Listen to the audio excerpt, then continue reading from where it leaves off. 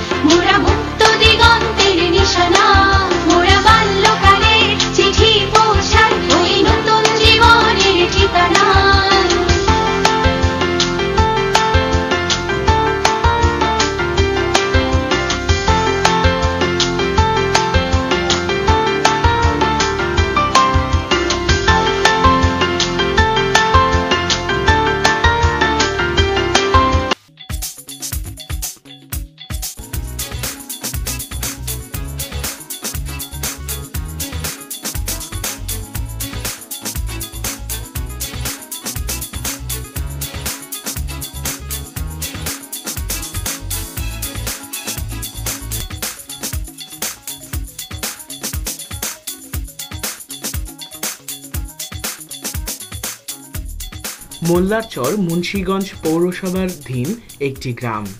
গ্রামের একাংশ জুড়ে বসবাস করছে প্রায় 50 থেকে 60টি বেদে পরিবার। এই পরিবারগুলোর কেউ নৌকায় অথবা কেউ ডিঙায় বাস করে। নারীরা ফেরি কাজ করে কাচের জিনিস বিক্রয় করে, আর পুরুষরা মাছ ধরে জীবিকা নির্বাহ করে। ছেলেমেয়েরা শিক্ষার খুব একটা সুযোগ পায় না। সংসারের অভাব অনটনের কারণে অল্প বয়সেই জীবিকা নির্বাহের কাজে বাবা মাকে সহযোগিতা করে তারা।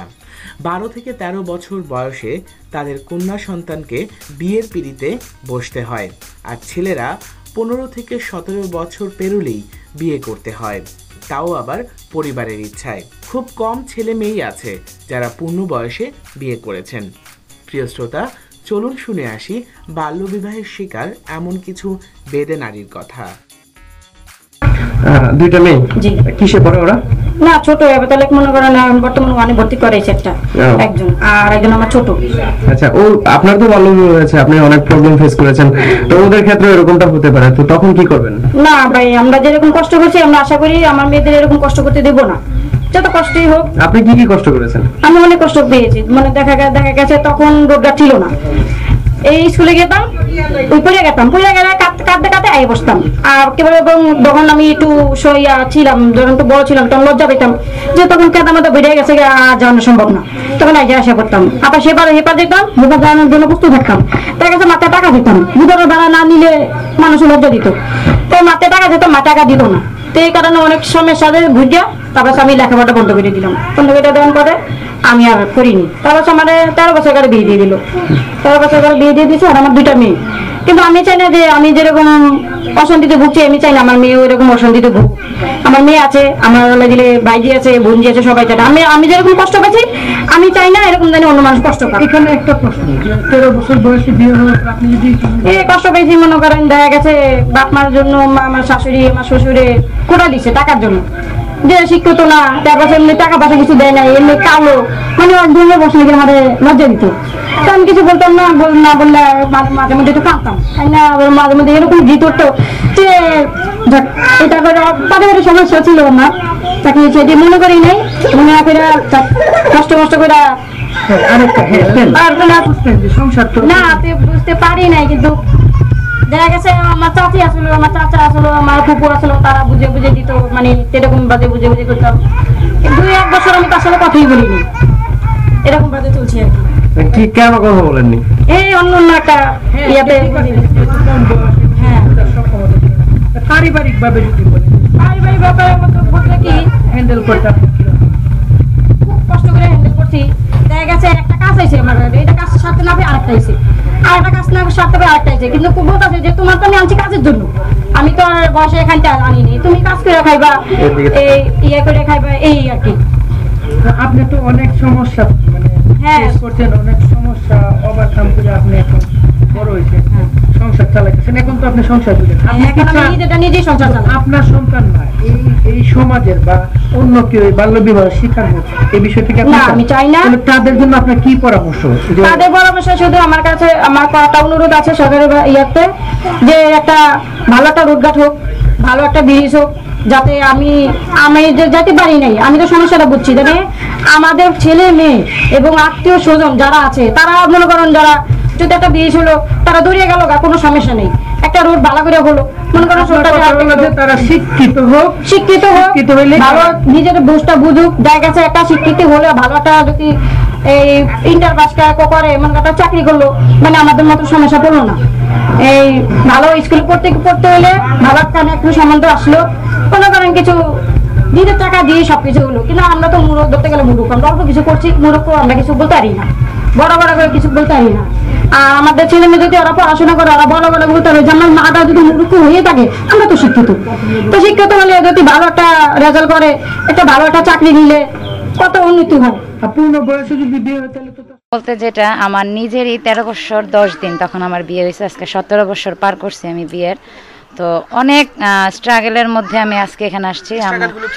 ছিল যেমন আমি মাত্র 9-এ উঠছি তখন আমার বিয়ে হয়েছে, তো আমি এই পর্যন্ত আমি ডিগ্রি কমপ্লিট করছি। তো সংসার, এর মধ্যে আমার 2টা বাচ্চা আছে, আমার বড় ছেলেটা ক্লাস 8-এ আর মেয়েটা 6-এ। তো ওদের পড়াশোনা এবং আমার পড়াশোনা, সংসার, স্বামী সব মিলিয়ে মানে আমার লাইফটা খুব স্ট্রাগলের মধ্যে গেছে। তো আলহামদুলিল্লাহ এখন আমি ভালো আছি। তবে আমি আমার এই মানে বার্তার মাধ্যমে সবাইকে বলতে চাবো যে এইরকম ভুল কেউ করবেন না, নিজে একটু গুছিয়ে তারপর গুছানোর চেষ্টা করবেন।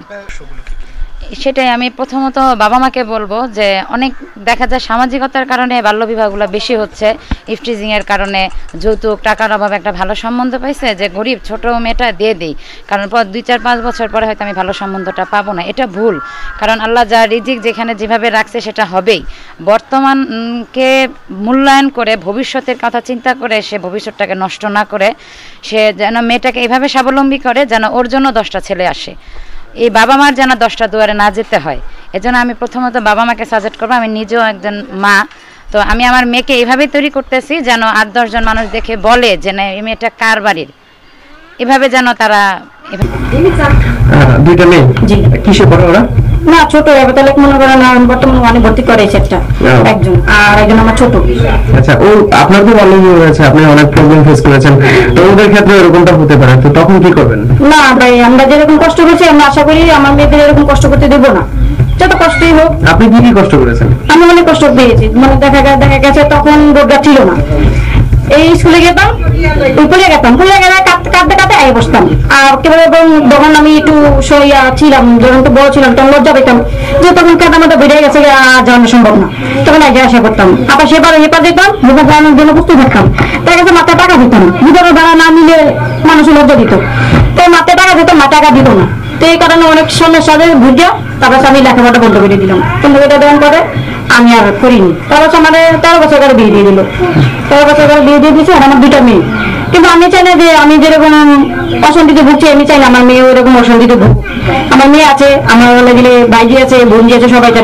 আমি যেরকম কষ্ট পাচ্ছি আমি চাই না এরকম যেন অন্য মানুষ কষ্ট পায়। এখানে একটা প্রশ্ন, 13 বছর বয়সে বিয়ে হওয়ার পর আপনি এই কষ্ট পেয়েছি মনে করেন দেখা গেছে বাপ মার জন্য আমার শাশুড়ি আমার শ্বশুরে কোটা দিচ্ছে টাকার জন্য, যে শিক্ষিত না, তারপর এমনি টাকা পয়সা কিছু দেয় না, এমনি কালো, মানে ভেঙে বসে গেলে আমার লজ্জা দিত।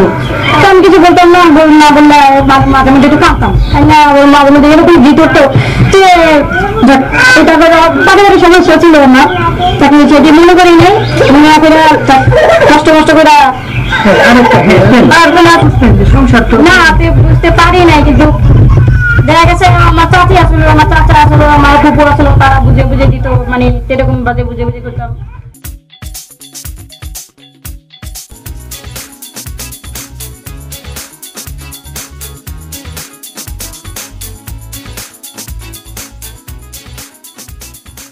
গণপ্রজাতন্ত্রী বাংলাদেশ সরকার ও বেসরকারি পর্যায়ে বাল্যবিবাহ রোধে কাজ করে যাচ্ছে বিভিন্ন প্রতিষ্ঠান।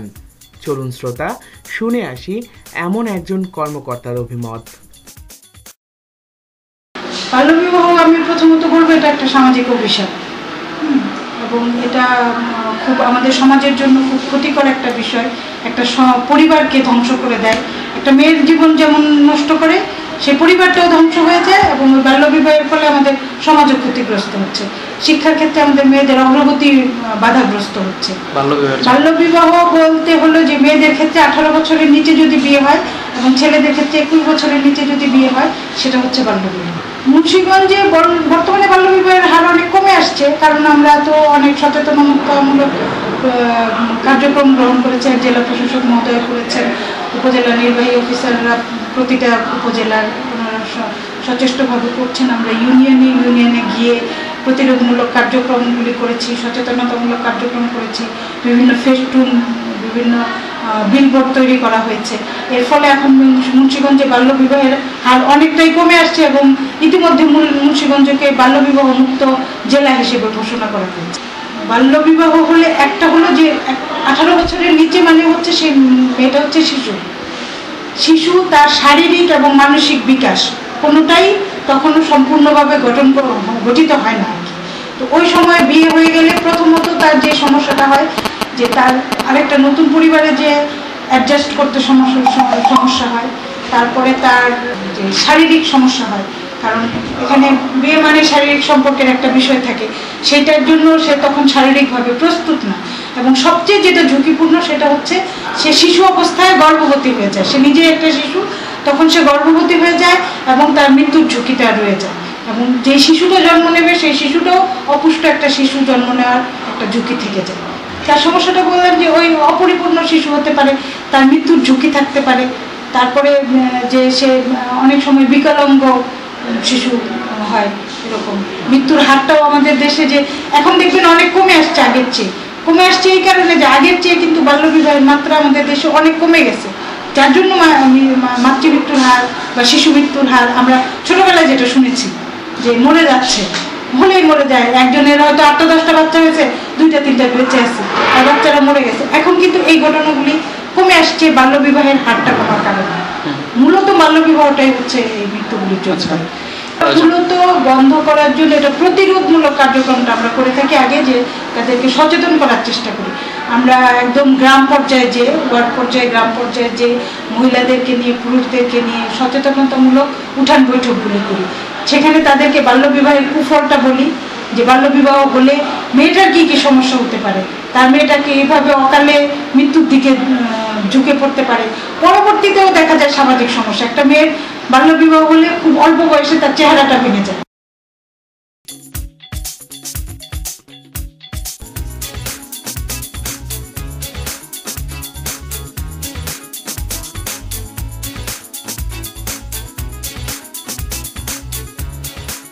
প্রিয় শ্রোতা, সরজমিনে বিশেষজ্ঞদের মতামত শুনলাম। এখন একটি নাটিকা হলে মন্দ হয় না। প্রিয় শ্রোতা, আপনাদের জন্য আজকের ম্যাগাজিনের শেষ পরিবেশনা একটি নাটিকা। চলুন শুনে আসি। মা তোর কেমন আছো? ভালো আছি চাচা। তাড়াতাড়ি চল, স্কুলে দেরি হয়ে যেতেছে। ওই দেখ কাকা, দেখি দেখি কি মাছ ধরছো, দেখি।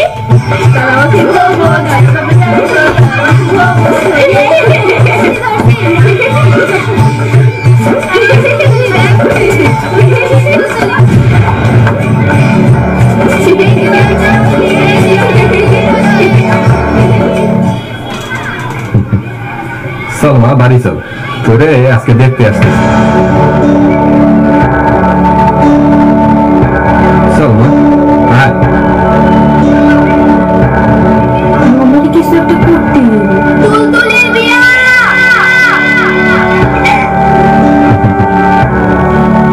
বুবু, আইজ না আমার পুতুলের বিয়া, ঠিক মতো শাড়িটা পরাই দিবি?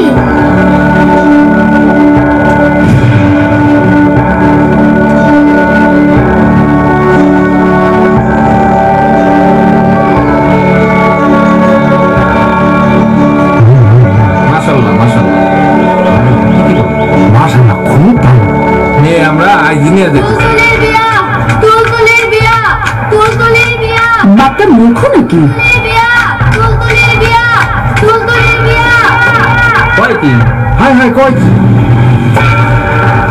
বলে কি বাচ্চা একটা মেয়ে এখনই কিছু করতে। এই যে শুনেন, সবাইগুলো তাড়াতাড়ি নিয়ে আসেন। এই যে ফর্দ, তাড়াতাড়ি আসেন কিন্তু। মজিদ ভাই, লাউ তো মনে হয় এবার ভালো হয়ে গো। মজিদ ভাই,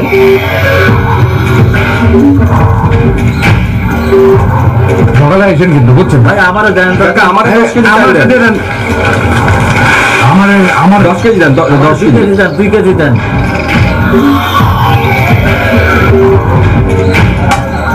কাকা, আমার 10 কেজি চাইলে একটু মেপে দেন না কাকা।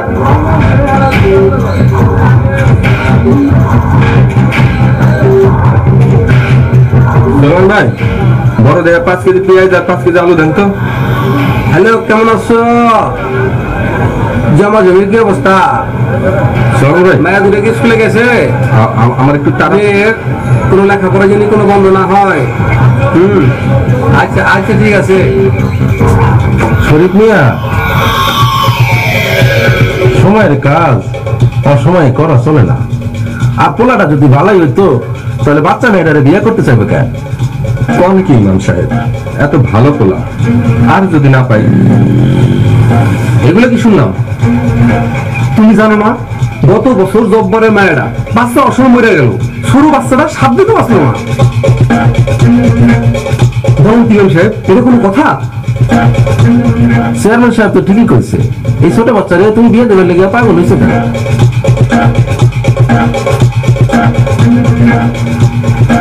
আমি এত খুঁজা বললাম, তাতে নিশ্চয়ই আপনারা সবাই আমার সঙ্গে একমত হবেন। তুমি কি বলো? জি, আমি আমার ভুলটা বুঝতে পারছি। তুলতুলের মা। চেয়ারম্যান সাহেব, আপনি ঠিকই বলেছেন। বাবা, কম বয়সে মেয়ে বিয়ে করা আমার পক্ষে সম্ভব নয়। দেশে আইন আছে, আমার শাস্তি হতে পারে। আরে তোমার বয়সই কত? না রে মা, এখনই তবে বিয়া দেবো না। হ্যাঁ, আগে কলেজ পাস দে, পরে সময় এলে দেখা দেবে।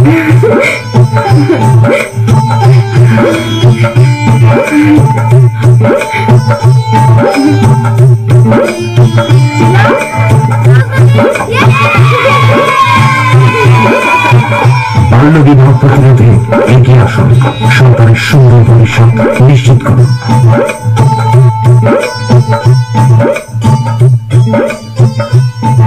আমি এখানে হস্তশিল্পের কাজ করি।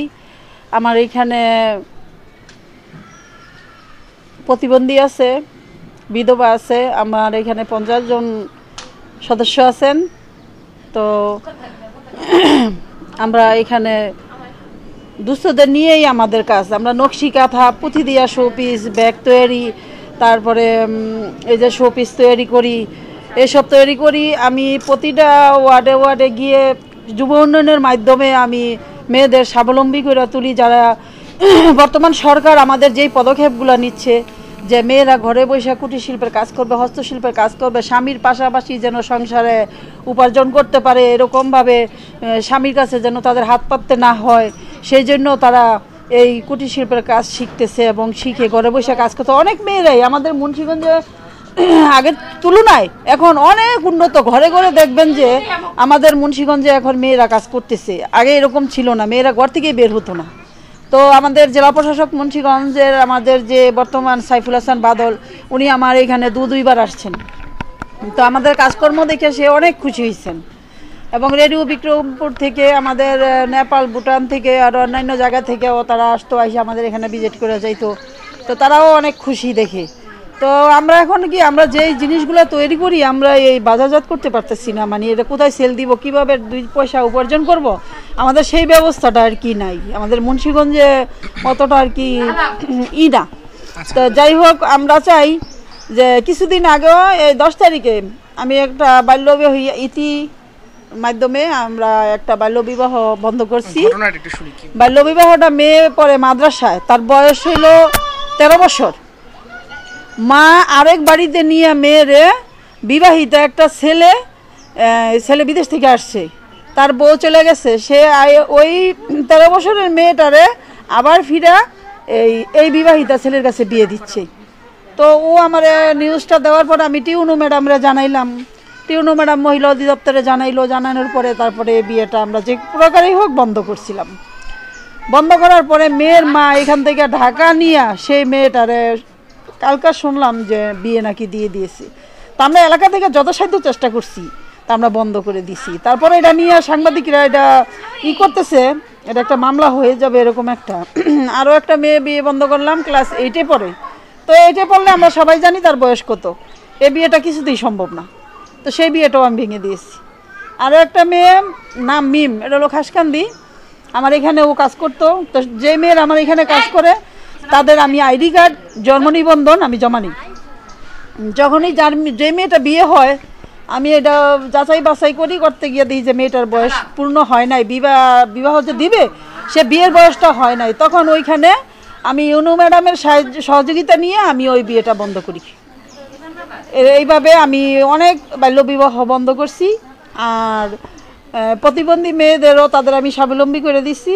তারপরে আমার মাধ্যমে আমি অনেকগুলি ওয়ার্ডেই আমরা মুন্সিগঞ্জে ঘুরে ঘুরে আমরা যুব উন্নয়নের মাধ্যমে সরকারি সার্টিফিকেট দেই। 40 জনকে একটা মেয়েরে আমরা প্রশিক্ষণ দিয়ে থাকি।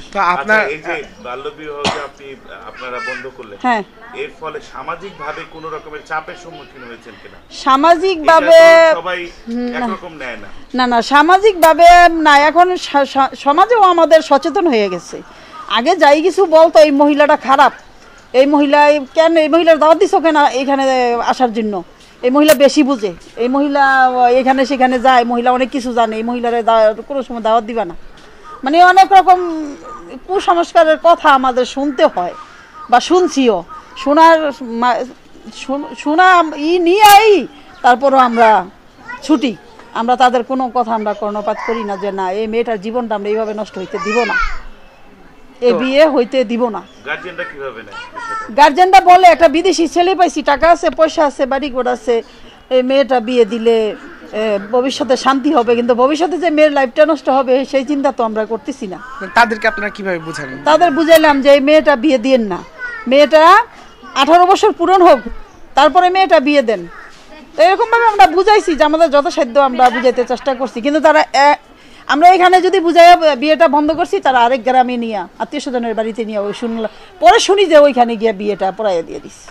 তো এই যে সমস্যাটা এখন মানে যেভাবেই বন্ধ করার চেষ্টা করা হোক না, গার্জিয়ানরা এক ধরনের উতলা থাকে যে বিয়ে দিয়ে দিব, সে ইনসিকিউর ফিল করে, নিরাপত্তাহীনতা। তবে কি আমরা এখন যা দেখতেছি আগের তুলনায় এখন অনেক কম, অনেক সচেতন হয়ে গেছে। যেমন কাজী সাহেবেরা বিয়া পড়াইতে গেলে আগে জন্ম নিবন্ধন দেখার পরে বলে যে না এই বিয়া পড়ানো সম্ভব না, বুঝছেন? তো এরকম অনেক জায়গায় আমরা দেখতেছি আগের তুলনায় এখন অনেক সচেতন হয়ে গেছে।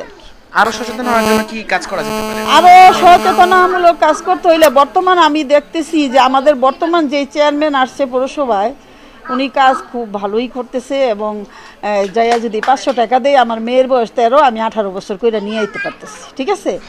এই যে এখন যে বর্তমানে চেয়ারম্যান এমন করছে না, ঘটনা সত্য, আমি নিজেও প্রমাণ আছি কয়েকটা, যে তারা যে এরকম কাজগুলো করছে একেবারে চাক্ষুষ প্রমাণ আছে। আমার মেয়ের বয়স, আমার কাজী সাহেব বিয়েটা ভাঙিয়ে ফেলাইছি, বন্ধ করে দিছি, সেই বিয়েটা পড়াইবো কিভাবে? কাজী সাহেব আবার লেখা কাগজে দিয়ে আসে এই তারিখ দিয়ে এমনি তুমি এটা লইয়া গেলেই এই বয়স দিয়া নিয়ে আইবা। আমি সেই কাগজ হাত থেকে কাইরাই না ইউনো ম্যাডামের কাছে পৌঁছে দিছি, ম্যাডাম এই যে এইভাবে আপনি পৌরসভায় ফোন করে জানাই দেন। আমি এরকম কাজও করছি। তো এরপরে মনে করেন যে এখন এই যে কিছুদিন আগে একটা মেয়ের বিয়ে হইল, 6,000 টাকা করে জন্ম নিবন্ধনটা করে নিয়ে এসছে, 6,000 টাকা খরচ করে। তারপরে আবার কোর্টে আছে কিছু মুহুরি, উকিলের মুহুরি, কোর্ট ম্যারেজ করে, মেয়েরও উপস্থিত লাগে না, ছেলেরও উপস্থিত লাগে না, কোর্ট ম্যারেজ কইরা তারপরে ওই যে সুগন্ধ একটা কাজী অফিস আছে ওইখানে গিয়া বিয়েটা পড়াইয়া দেয়, কিছুই লাগে না। তো এই জায়গাটা আমরা কেমনে বন্ধ করবেন? কোর্টে কাছারিতে তো আমরা বন্ধ করতে পারবো না। জন্ম নিবন্ধন যাতে না দেয়, আমাদের এই জায়গাটা কঠোর করতে হবে। এই জায়গাটা কঠোর করলে আর বিয়েটা হবে না। এমনি আগের থেকে তুলনায় অনেক সচেতন হয়ে গেছে কাজীরা অনেক জায়গায় বিয়ে পড়াইতে গেলে হিমশিম মানে ভয় পায়, জন্ম নিবন্ধন আগে দেখে তারপরে বিয়ে, জন্ম নিবন্ধন হাতে না নিয়ে তারা বিয়ে পড়ায় না। তা বোঝা যায় যে এরা একটু সচেতন হয়েছে। তা এখন আরেকটু সচেতন হইলে আমাদের সবকিছু ঠিক হয়ে যায়। আমি যতটুকু বুঝি এটা হলো গিয়া পৌরসভার থেকে যে জন্ম নিবন্ধন দেয় এই জায়গাটা একটু কঠোর হওয়া দরকার, একান্ত, আর কিছু না। ঠিক আছে, ধন্যবাদ।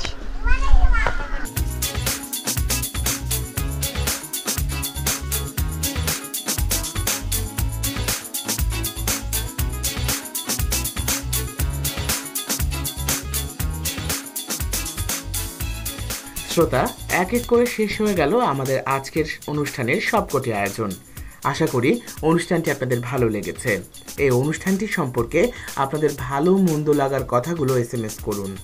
আপনার মোবাইলের মেসেজ অপশনে গিয়ে টাইপ করুন RBP স্পেস দিয়ে আপনার নাম, স্পেস দিয়ে আপনার লোকেশন, স্পেস দিয়ে আপনার মতামত লিখে পাঠিয়ে দিন 7171 এই নাম্বারটিতে।